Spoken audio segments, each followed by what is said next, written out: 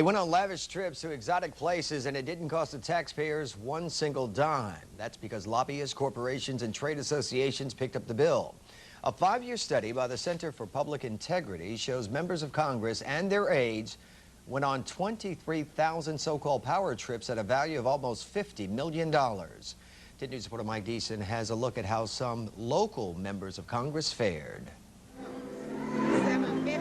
The power trips are often in places like Las Vegas, Hawaii, or expensive golf resorts. Often, the travel was passed off as work when the trips actually amounted to little more than pricey jaunts. Taxpayers don't like that. That would worry me a little bit.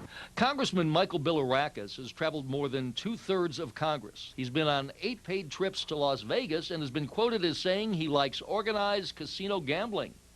Many of the travel reporting forms submitted by the lawmakers and their aides lacked information that could be used by the public to determine if the trip was justified, who paid for it, how much was really spent. Representative Katherine Harris didn't fill out disclosure forms correctly. That staff member is no longer with her, according to her office. There's a remarked indifference to the rules shown by members of Congress and their staffs. Congressman Jim Davis has been to Cuba, Seattle, and 2 trips to the Middle East on a fact-finding tour.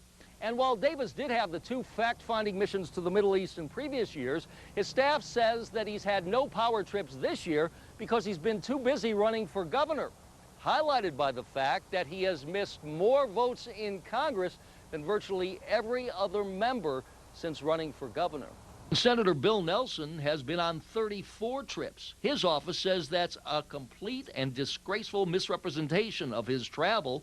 They say most of his trips were campaign trips paid for by the Democratic Party. You know, we're paying congressmen a salary to do stuff. Why are they getting paid extra stuff outside to go on trips like that?